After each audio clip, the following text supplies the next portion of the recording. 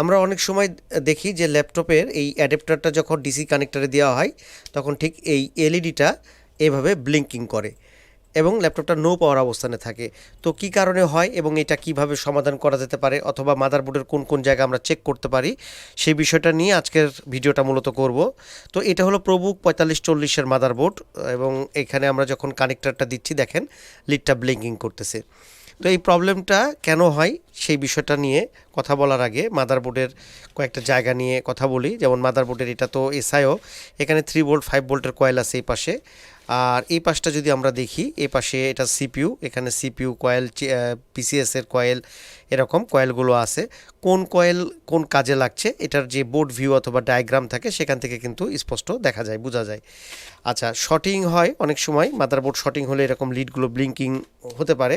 তো সেই ক্ষেত্রে মাদারবোর্ড শর্টিং চেক করার জন্য সবচেয়ে বেস্ট উপায় হচ্ছে মিটারটাকে ডায়োড মোডে নিয়ে রেড প্রপটা গ্রাউন্ডের সাথে রেখে ব্ল্যাক প্রপ দিয়ে শর্টিংটা চেক করতে হয়। এই মাদারবোর্ডটা কোথায় প্রবলেম হয়েছে সেটাও কিন্তু আজকের ভিডিওতে আপনাদেরকে দেখাই দেব যে কোন জায়গাতে এই মাদারবোর্ডটা প্রবলেম হয়েছে। তো এই ধরনের প্রবলেম হলে আমরা স্টেপ বাই স্টেপ যদি কাজ করি তাহলে মাদারবোর্ডের প্রবলেমগুলো কিন্তু সহজে সলভ করা যায়। তো আমরা 8 নাম্বার পিনে, আগে ভিসিসি পিনের যে 8 নাম্বার পিন বায়োসের, সেই পিনটা একটু দেখে আসি যে শর্টিং আছে কিনা। তো এই ইম্পিডেন্সটা আসতেছে, তার মানে এখানে কোনো শর্টিং নাই।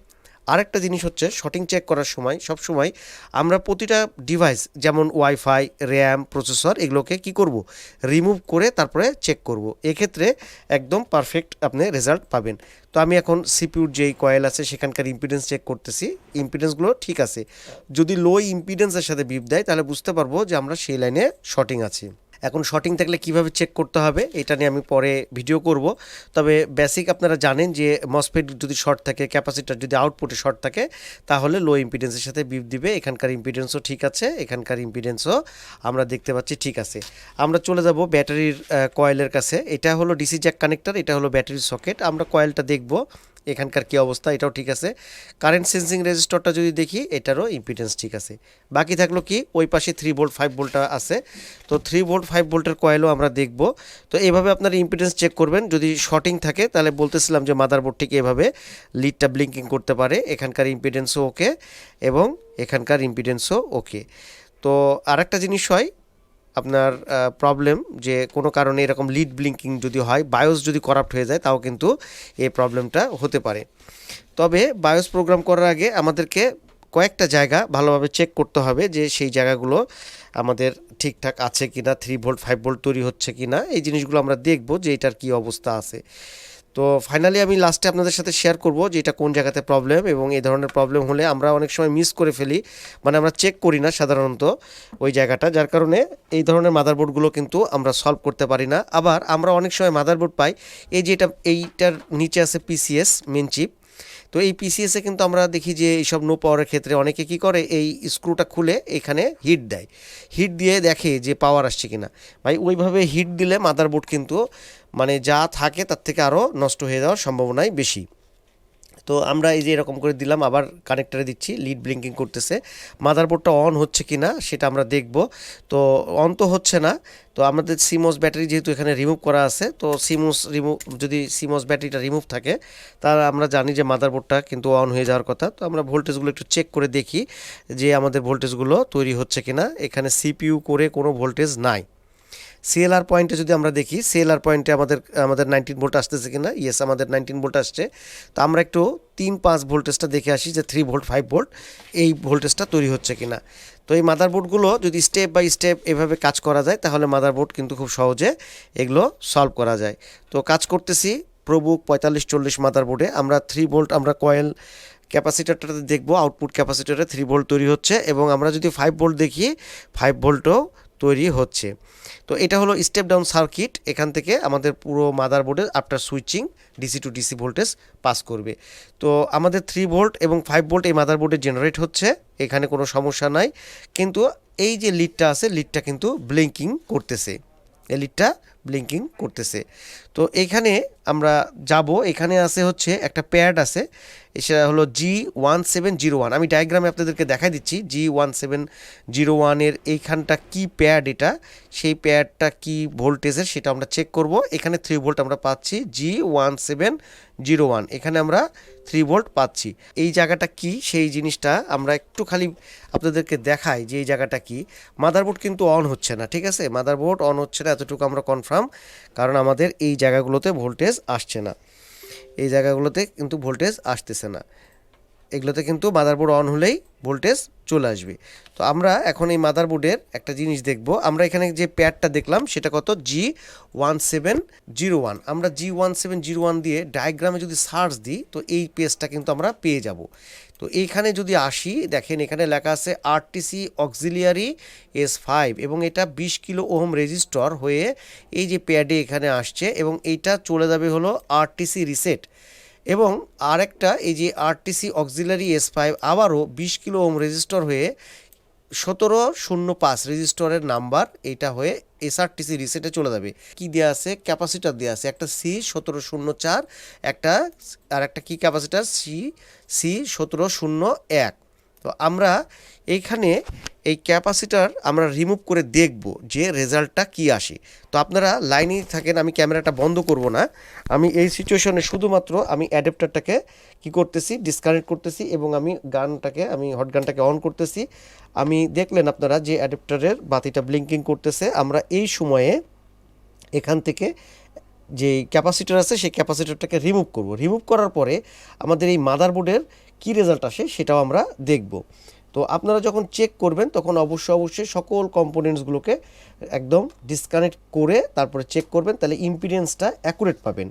আচ্ছা, এখন আমি যে কাজটা করব সেটা হলো আমি এটা গানটাকে একটু বাড়িয়ে নিচ্ছি এবং এখানেই রাখবো। আমরা যে জায়গা থেকে আমরা কাজ করতেছি আমরা ঠিক এইখান থেকে একটা কম্পোনেন্টসকে রিমুভ করে নেব। তো রিমুভ করার পরে কি রেজাল্ট আসে সেটাও আমরা দেখব। তো আমি ক্যামেরাটা বন্ধ করব না, আমি দেখব যে রেজাল্টটা কি আসে, আপনাদের সাথে শেয়ার করব। তো এই বোর্ডগুলো আসলে যদি স্টেপ বাই স্টেপ কাজ করা যায় তাহলে খুব সহজে এই বোর্ডগুলোকে কিন্তু আমি জাস্ট ডিসকানেক্ট করে দিলাম, আমি লাইনটাকে ডিসকানেক্ট করে দিলাম, একেবারে কম্পোনেন্টসটাকে কি করলাম না, রিমুভ করিনি, বোর্ডে রাখলাম। আচ্ছা, এখন আমি কি করব, এখন আমি হচ্ছে অ্যাডাপ্টারটা দেব, এই অ্যাডাপ্টারটা দিয়ে দেখব যে কি রেজাল্ট আসতেছে। তো এখন এই ডিসি জ্যাক কানেক্টারে আমি অ্যাডাপ্টারটা দিচ্ছি। যখন মাদারবোর্ডটা রান হবে তখন জ্বলেই নিভে যাবে, দ্যাটস মিন এখন কিন্তু জ্বলে নিভে গেছে, মাদারবোর্ডটা কি হয়েছে, মাদারবোর্ডটা অন হয়ে গেছে বলেই মনে হচ্ছে। আমি দেখব ভোল্টেজ আসতেছে কিনা। দেখেন 1.05 চিপসেটের ভোল্টেজ অলরেডি চলে আসছে এবং এখানে সিপিইউ কোর তৈরি হচ্ছে কিনা সেটা আমরা দেখব। ভোল্টেজ কিন্তু এসে চলে গেছে, মানে মাদারবোর্ড রিস্টার্ট নিছে। তো এই সব জায়গাগুলোতে যে ক্যাপাসিটারগুলো আছে, এই যে 1.1 সিপিইউ কোর, এই ভোল্টেজটা কিন্তু তৈরি হয়ে গেছে। তো আমার এই মাদারবোর্ডে যেহেতু হিট সিঙ্কটা লাগানো নাই, আমি হিট সিঙ্কটা একটা কাজ করব। এই পাশে আমি একটু ব্যাক সাইডটা দেখাই, সিপিইউটা হিট হয়ে গেছে। আমি এই হিট সিঙ্ক এখানে লাগাই, এখানে র্যামটাকে কানেকশান দিয়ে আমি আপনাদেরকে ডিসপ্লেটাও শেয়ার করব যে ডিসপ্লেটার কী রেজাল্ট আসতেছে। তো আমি যতটুকু বুঝতে পারছি যে মাদারবোর্ডটা রান হয়ে গেছে। এখন এই জায়গাটা কিভাবে আপনারা চেক দিবেন, যখন নো পাওয়ার হবে তখন অবশ্যই আমরা এই আরটিসি সেকশনটাকে চেক করব। নো পাওয়ারের ক্ষেত্রে আমরা এই আরটিসি সেকশনটাকে একবারে অ্যাভয়েড করি। আমরা শুধুমাত্র কি করি, আমরা শুধুমাত্র ভিন সেকশনটাকে আমরা দেখি। আচ্ছা, এখানে আরেকটা ইম্পর্টেন্ট জিনিস যেটা মিস হয়ে গেছে আপনাদের সাথে শেয়ার করে নিই, সেটা হলো এই যে ফার্স্ট মসফেট এবং সেকেন্ড মসফেট আছে এখানে যে ভিন সেকশন, মানে এটা তো কারেন্ট সেন্সিং রেজিস্টর সিএলআর, এই যে ফার্স্ট মসফেট সেকেন্ড মসফেট এগুলো কিন্তু শর্টিং আছে কিনা সেটাও আমাদেরকে দেখে নিতে হবে। তো শর্টিং যদি থাকে তাহলে কিন্তু মানে লাইট ব্লিঙ্কিং করতে পারে। এই জন্য আবারও ডায়োড মোডে রেখে আমি আপনাদেরকে দেখা দিচ্ছি কিভাবে দেখবেন।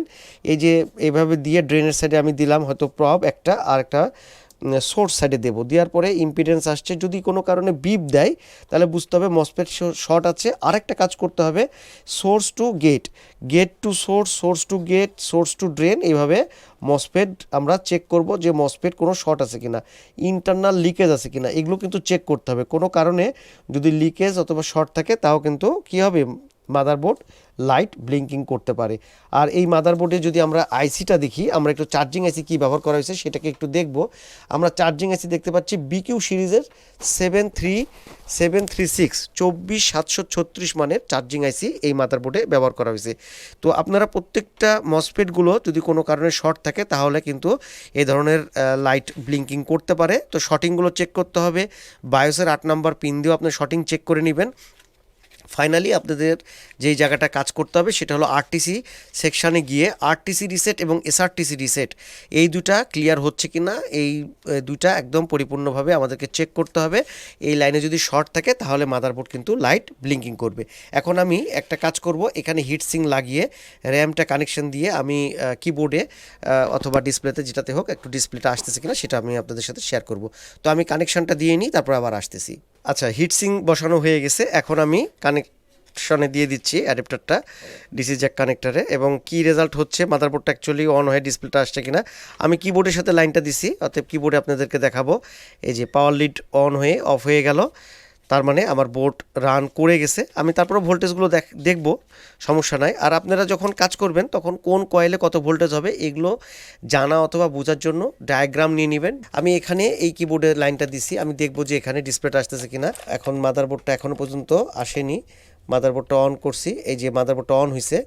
আচ্ছা, এই যে ডিসপ্লে চলে আসছে, আমি দেখা দিচ্ছি এই যে এখানে কানেকশানটা দেওয়া আছে কিবোর্ডের, তো ডিসপ্লে কিন্তু চলে আসছে। আমি আরেকবারও দেখা দিচ্ছি ডিসপ্লে, তাহলে মাদারবোর্ডটা কিন্তু ঠিকঠাক একদম রানিং হয়ে গেছে। তাহলে এখানে মাদারবোর্ডটা নো পাওয়ারের জন্য কি হলো, আমাদের এই আরটিসি সেকশন এবং এসআরটিসি সেকশনে মাদারবোর্ডটা অফ অবস্থাতে আছে। মাদারবোর্ডটা অন হোক, ডিসপ্লেটা আমি দেখাচ্ছি, কোনো অসুবিধা নাই।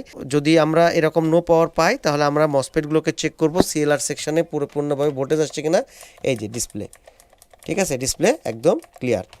তাহলে শুধুমাত্র আমাদের আরটিসি সেকশনের প্রবলেমের কারণে মাদারবোর্ডটা নো পাওয়ার অবস্থানে গেছিলো। এখন নো পাওয়ার যখন হবে তখন আমরা কি কাজ করব, আমরা এখানে যে মসফেটগুলো আছে আমি অ্যাডাপ্টারটাকে খুলে নিচ্ছি। খুলে নিয়ে, যেহেতু ফ্যানটা লাগানো নাই প্রচুর হিট হয়ে যাবে, যদি কোনো কারণে এরকম লাইট ব্লিঙ্কিং করে এই মসফেটগুলো পরিপূর্ণভাবে গেট বাইসিং হচ্ছে কিনা, যদি শর্ট লিকেজ থাকে তাহলে এরকম প্রবলেম করতে পারে। বায়োস প্রবলেম হয়েছে কিনা সেই জিনিসগুলো আমরা দেখব, কোনো লাইনের শর্টিং আছে কিনা চেক করব, প্রত্যেকটা লাইনে ইম্পিডেন্স চেক করব। তো যদি কম্পোনেন্টস লাগানো থাকে কম্পোনেন্টসগুলোকে রিমুভ করে দেখব, প্রত্যেকটা মসফেট আউটপুট ক্যাপাসিটার এগুলোকে সব চেক করব। ফাইনালি আমরা হচ্ছে আরটিসি সেকশনকে দেখব, এটা এসআরটিসি সেকশনকে দেখব, সেখানে কোনো গ্লিচ আসতেছে কিনা। ডিওসোর মাধ্যমে সবচেয়ে ভালো বোঝা যায়। ডিওসো যদি না থাকে তাহলে আপনি আউটপুটের যে ক্যাপাসিটার আছে, ইনপুটের যে ক্যাপাসিটারগুলো আছে আরটিসি এবং এসআরটিসিতে, সেই ক্যাপাসিটারগুলো রিমুভ করে আপনি চেক করতে পারেন যদি ডিওসো না থাকে। আর ডিওসো থাকলে আপনি ডিওসোতে খুব সহজে এটা ট্রেস আউট করতে পারবেন। তো এটাই ছিল আজকে প্রবুক 4540-এর উপরে তৈরি করা ভিডিও। কেমন লাগলো আজকের ভিডিও সম্পর্কে অবশ্যই মতামত দিবেন। যদি ভালো লাগে তাহলে কি করবেন, এটা লাইক দিয়ে দিবেন। আর আমাদের এই ছোট্ট চ্যানেলে আপনারা যারা নতুন এখনও সাবস্ক্রাইব করেন নাই অবশ্যই সাবস্ক্রাইব করে পাশে থাকবেন। তো কথা হবে অন্য কোনো ভিডিওতে, সে পর্যন্ত সবাই ভালো থাকবেন সে আশায় আজকের মতন আল্লাহ হাফেজ, আসসালামু আলাইকুম।